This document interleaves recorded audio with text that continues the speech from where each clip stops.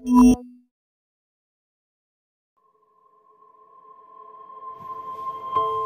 semuanya, bagaimana kabar kalian? Balik lagi bareng gua Iki. Dan seperti biasa ya, kali ini kita bakal melanjutkan manhwa Tebate. Jadi melanjutkan chapter sebelumnya, dimana Arthur baru saja jujur ke orang tuanya bahwa ia sebenarnya telah terlahir kembali dari kehidupan sebelumnya, dan kini ia bereinkarnasi ke dalam tubuh bocil Arthur Lewin. Dan ya, mungkin chapter kali ini bakal banyak mengandung bawang ya. Jadi siapin aja mental kalian coy. Hah? Apa yang kau bicarakan sayang? Reinkarnasi? Sayang, apakah sesuatu terjadi padamu? Apakah gurumu mengatakan sesuatu yang membuat kau menjadi seperti ini? Guruku tidak tahu apa-apa, Bu. Hanya kalian yang kuberitahu tentang ini. Ini adalah sesuatu yang ingin kukatakan sejak lama. Sayang, ada yang aneh denganmu. Apakah mereka melakukan sesuatu padamu? Kemarilah, biarkan ibu menyembuhkanmu. Sayang, anak kita baik-baik saja. Arthur, lanjutkan, ucap ayah Arthur serius. Apa maksudmu, Ray? Anak kita tidak baik-baik saja. Ia mengucapkan omong kosong tentang reinkarnasi dan dunia lain. Ia pasti... Alice, anak kita baik-baik saja, bentak ayah Arthur pada istrinya. Dan itu pun membuat Arthur serta Alice menjadi terkejut. Kemudian Arthur pun menceritakan semua tentang kebenarannya, kehidupan sebelumnya saat ia menjadi Raja Grey, dan pengalamannya di dalam medan perang. Arthur juga menjelaskan tentang ilmu-ilmu di dunianya secara rinci, sehingga itu membuat orang tuanya tahu bahwa semua cerita Arthur bukanlah omong kosong. Orang tua Arthur pun hanya bisa diam dan tetap mendengarkan cerita tidak masuk akal dari anaknya. Ya ampun, Raja Grey. Jadi pengetahuan dan kemampuanmu dalam sihir? Ya, aku dapat cepat menguasainya karena cara penggunaan sihir hampir sama dengan penggunaan kekuatan ki di dunia lamaku, ucap Arthur serius. Oh, aku mengerti. Ini semua cuma lelucon kan, Art? Kau hampir mengenaiku, sayang. Iya kan, Ray? Ucap ibu Arthur sambil tersenyum. Namun Arthur dan ayahnya hanya diam tak meresponnya, sehingga senyuman di wajah Alice pun memudar. Ini lelucon kan, Art? Art, katakan padaku ini lelucon. Iya kan? Cepat katakan padaku. Kau tidak benar-benar seorang raja yang mati dan mengambil alih pikiran anakku kan? Iya kan? Ucap ibu Arthur sambil menggenggam tangan Arthur dengan kencang. Aku tidak bercanda, ibu.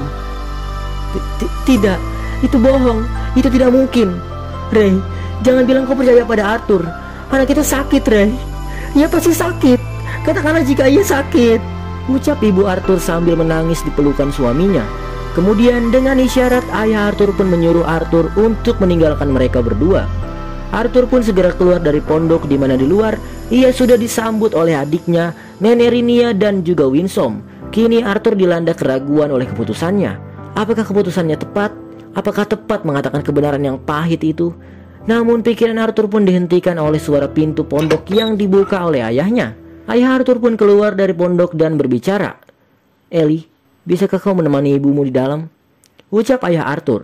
Setelah mengembalikan Sylvie pada Arthur, Ellie pun masuk ke dalam pondok, dan ayah Arthur pun mengajak Arthur untuk mengikutinya keluar.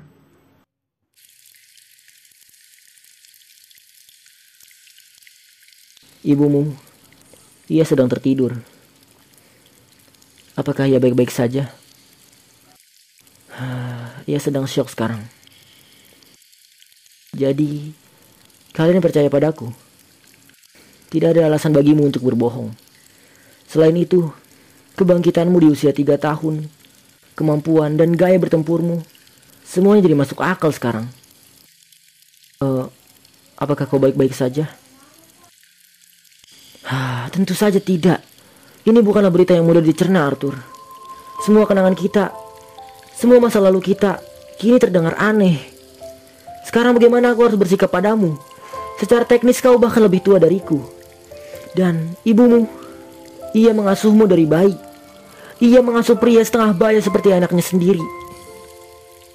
Maaf, tapi apakah kau benar-benar anakku?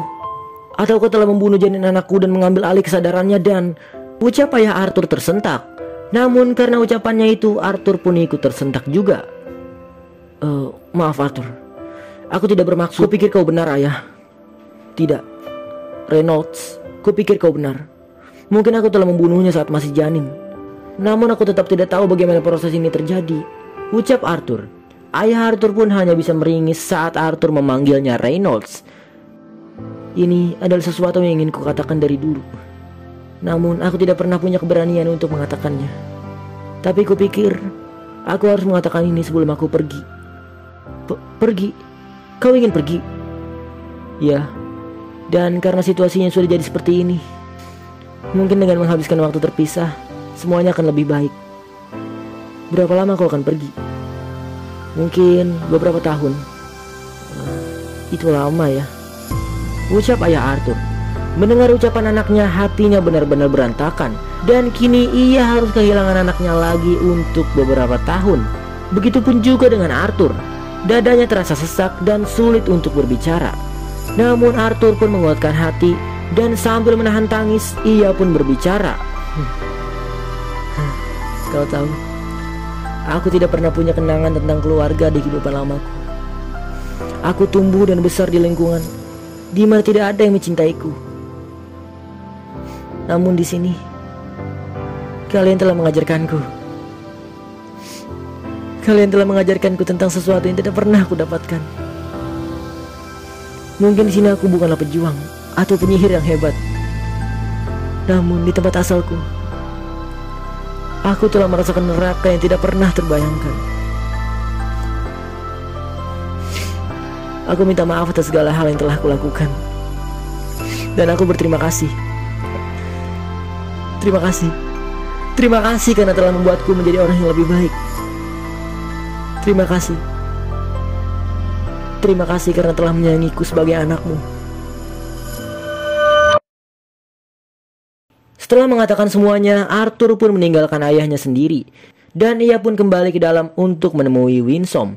Di sana Winsome sedang membicarakan sesuatu dengan Rinia. Dan terlihat Rinia sedang memegang sesuatu yang terbungkus selimut. Entah apa itu, namun yang jelas benda itu bergerak. Tanpa memperdulikan itu, Winsome yang melihat Arthur pun berkata, "Sepertinya kau telah menyelesaikan semuanya. Apa kau sudah siap?" ucap Winsome. "Ya, ayo kita pergi." "Tunggu dulu. Apa kau tidak mengucapkan selamat tinggal pada keluargamu?" "Tidak perlu. Aku sudah menyelesaikan semuanya. Dan aku titipkan mereka padamu, Nenek Rinia," ucap Arthur sambil membungkukkan badan. Namun kemudian Rinia pun menarik Arthur dan memegang pipinya. "Arthur, tolong. Ekspresimu menakutkan. Itu tidak pantas untuk orang sebaik dirimu. Kumohon, jangan kembali ke kesalahan lamamu." "Jangan khawatir. Aku akan mengurus semuanya di sini," ucap Rinia. Tak lama Winsome pun mengeluarkan semacam piringan dari sakunya dan melemparnya ke tanah. Dan dengan sedikit darah yang diteteskan dari ujung jarinya, portal pun terbuka dan cahayanya pun mencapai langit-langit. Di sisi lain, Arthur masih memikirkan perkataan Rinia tentang ekspresinya. Dan ia pun bertanya, "Winsome, apakah ada yang salah dengan ekspresiku?" "Ekspresimu ya? Itu mengingatkanku dengan Asura Pantheon, prajurit petarung yang dapat menutupi emosi mereka untuk pertarungan tingkat tinggi." "Ada apa, Arthur? Apakah kau yakin sudah menyelesaikannya? Aku butuh kau untuk berkonsentrasi penuh," tanya Winsome. Kemudian dengan segenap hati, Arthur pun memeluk Sylvie dengan erat dan berkata, "Tidak. Ayo kita pergi."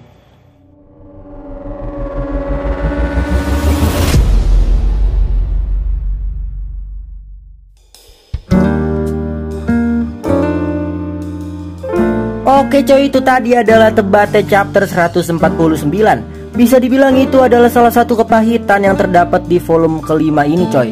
Tapi kalian jangan kaget dulu ya, karena masih banyak kepahitan lain yang siap mengisi hari-hari kalian agar menjadi lebih suram dan lebih menyedihkan. Waduh, kok ini dark begini deskripsinya ya. Ya bodoh amat lah, emang kenyataannya begitu ya. Cuma ya kalian tenang aja coy, karena seperti kata R.A. Kartini, habis terang terbitlah gelap. Jadi jangan khawatir, karena sehabis banyaknya kepahitan yang kita rasakan, pasti akan ada juga kesenangan setelahnya coy. Oke lah kalau begitu gue tutup dulu sampai sini videonya ya. Terima kasih sudah menonton dan selamat melanjutkan aktivitas.